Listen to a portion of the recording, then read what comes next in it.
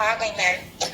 हाँ तो ये मतलब जब भी आपको ऐसा कुछ प्रोसेस करना है, जैसे कलरिंग वगैरह करना है, कुछ भी हिना लगाना है, कुछ भी चीज़ें करनी है, तो आपको हमेशा इसी से ध्यान देना है कि शैम्पू ही करना है। उसके बाद बाकी इसकी डिटेल और हम पीछे बाद में बताएंगे, लेकिन अभी जब हेयर स्पा करती है तो आपको कंडीशनर नहीं लगाना, इस चीज़ का ध्यान रखना।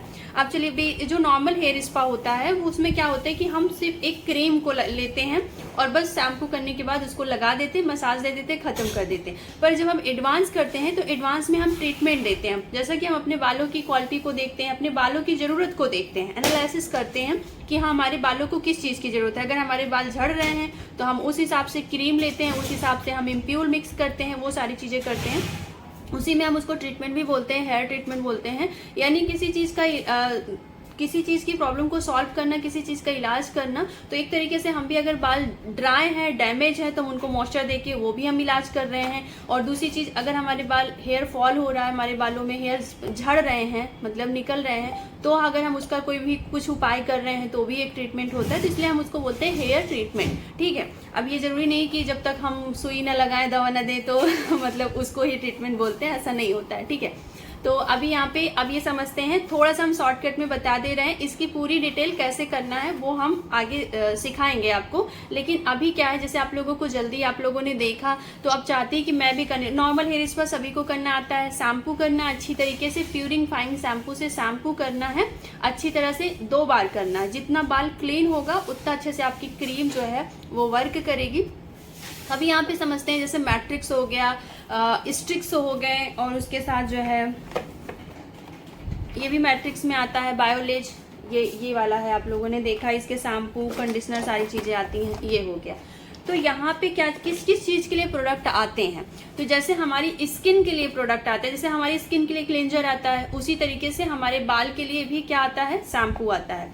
जिस तरीके से हमारे फेस के लिए डीप क्लीन करने के लिए स्क्रब आता है, उसी तरीके से हमारे बाल को क्लीन करने के लिए स्कैल्प, जिनको डैंड्रफ की प्रॉब्लम हो जाती है, तो यानी कि डेड स्किन बहुत ज़्यादा आ जाती है, धूल मिट्टी बहुत ज़्यादा बैठ जाती है, या इन्फेक्शन किसी भी तरीके का हो जाता है, यानी कि वो बहुत अच्छे से क्लीन नहीं हो रहा है, इसकी वजह से हो रहा है, तो उसके लिए भी स्क्रब आता है। ठीक है, तो लोरियल में भी आता है, बायोलेज में आता है, इसको मैट्रिक्स का होता है, इस तरीके से है। एक सेकेंड उसका दिखाते, ये तो इस तरीके से स्कैल्प प्योर के नाम से आता है, क्लियरिफाइंग स्क्रब फॉर डैंड्रफ कंट्रोल। तो ये डैंड्रफ कंट्रोल के लिए, स्पेशली डैंड्रफ कंट्रोल और सीबम कंट्रोल, ठीक है, उसके लिए होता है। तो कुछ इस तरीके का ये दिखता है। इसमें आपका लोरियल में भी आता है, ठीक है, और नॉर्मल और सारी कंपनियों में भी आता है, ज़्यादातर लोरियल, और इसमें ये थोड़ा सस्ता पड़ता है। तो अगर मैं बताऊं कि इसको, ये है 720, 500-600 के आसपास मिला होगा, और इसमें जो पीस है 5 या 6 पीस थी, और 2-3 बार के लिए हो जाता है। तो इस तरीके से आगे से खोलना है इसको, और आराम से सेक्शन कर करके लगाना है, और फिर उसको 5 मिनट तक स्क्रब की जैसे मसाज करनी है, जैसे स्क्रब करते हो आप, रब करना है इस तरीके से, खूब इस तरीके से रब करेंगी 5 मिनट तक। शैम्पू करेंगी, गीला टॉवल ड्राई करेंगी, गीले बालों में ही स्क्रब अच्छे से करेंगी, पानी नहीं होना चाहिए, ठीक है।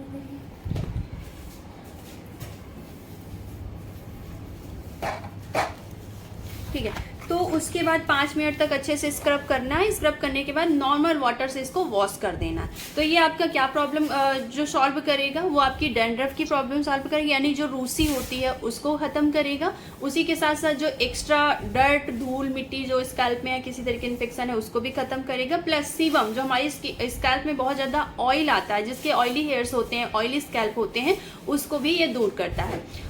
ठीक है, तो इसको आपको जो यूज करने का तरीका मैंने बताया इसका। अब यहाँ पे ये है कि हम क्या सारी चीज़ें, जैसे हमारे हेयर फॉल भी हो रहे हैं, डैंड्रफ की भी प्रॉब्लम है, तो क्या ये सारी चीज़ें एक साथ कर सकते हैं? तो हाँ, कर सकती हैं।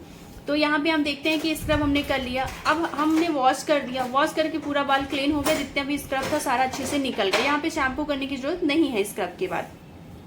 इसके बाद अब हम जैसे हम अपने जब फेशियल करते हैं तो हम क्या लेते हैं, नरिशिंग के लिए, मॉइस्चर के लिए क्या लेते हैं, या तो जेल लेते हैं या तो फिर हम क्रीम लेते हैं। उसी तरीके से अब हमें हेयर स्पा की क्रीम लेनी है। अब यहाँ पे अगर आपके हेयर फॉल हो रहे हैं तो एडवांस हेयर फॉल की क्रीम आती है, मैट्रिक्स में आती है, अभी मेरे पास है, इधर से देना, हेयर स्पा वाली क्रीम देना, देखो जो भी हो। तो लोरियल में भी आती है, मैट्रिक्स में भी आती है, सॉस इसको लगाने के बाद क्या वॉश करेंगे? हाँ, इसको स्क्रब को आपको वॉश स्क्रब लगाने के बाद? हाँ, स्क्रब लगाने के बाद करेंगे, फिर स्क्रब लगाएंगे, फिर वॉश करेंगे? शैम्पू नहीं देना, सबसे पहले शैम्पू देना है, फिर स्क्रब लगानी है। हाँ, इसको क्लीन कर साफ कर दो। स्क्रब लगाना है, 5 मिनट तक रब करना है अच्छे से। जैसे आप फेस में स्क्रब ऐसे ऐसे करती हैं, वैसे आप जो है सर में इस तरीके से करेंगी, ऐसे सेक्शन कर करके इस तरीके से आपको लगाते हुए एक बार चले जाना है इस तरीके से, ठीक है। और जब पूरे बालों में लग जाए तो आपको इस तरीके से खूब अच्छे से मसाज टाइप में रब करते हुए इस तरीके से करना है, ताकि जितनी भी डैंड्रफ है आपकी वो ठीक हो जाए। तो इसको हेयर वॉश 5 मिनट बाद? हाँ, हेयर वॉश 5 मिनट के बाद इसको कर देना है अच्छे तरीके से, नॉर्मल से कि केवल पानी से? नॉर्मल वाटर से, नॉर्मल पानी से। फिर इसके बाद आपको जैसा आप फेस के लिए क्रीम लगाती हैं, मसाज करती हैं, उसी तरीके से आपके पास इस तरीके का। अब यहाँ पे ये समझना है, थोड़ा सा कंफ्यूजन होती है, बहुत सारे लोग क्रीम बाथ लिखा रहता है, नरिशिंग लिखा रहता है, तो जो टाइप आता है वो तो एक अलग चीज़ है कि हमें कौन से टाइप के लिए। जैसे हमारे बाल कोई ड्राई होते हैं, बहुत बहुत डल होते हैं, डैमेज होते हैं, कोई बाल थिक होता है, कोई बाल केमिकल हेयर ट्रीटेड होते हैं, तो उसके लिए अलग अलग क्रीम आती हैं। लेकिन कभी कभी ऐसा होता है कि मास्क लिखा रहता है, मास्क, तो उसमें कंफ्यूजन होती है कि इसको कैसे करें। तो आप क्रीम या मास्क दोनों ही ले सकती हैं हेयर स्पा में, चाहे आप क्रीम ले लीजिए या मास्क ले लीजिए। तो फिर इसके बाद आप उसको लेती हैं। लेने के बाद अब यहाँ पे देखते हैं, किसी का माइक ऑन है, प्लीज बंद कर लीजिए, डिस्टर्ब होता है।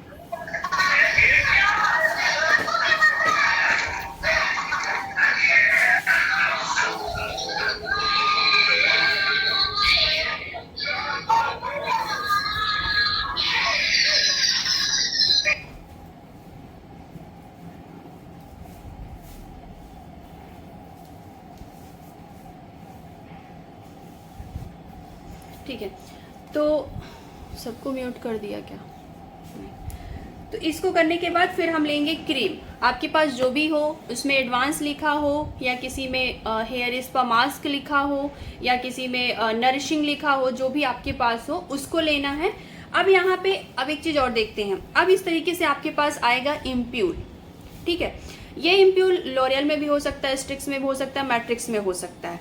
तो अभी मेरे पास हेयर लॉस का है, और उसके साथ ये मेरा शॉस्कॉफ का है, और ये जो है वो स्ट्रिक्स का है। तो अभी ये दोनों, एक जो है वो ड्राई और डैमेज हेयर के लिए इम्प्यूल है और हेयर के लिए, ठीक है, और एक जो है वो है हेयर फॉल के लिए।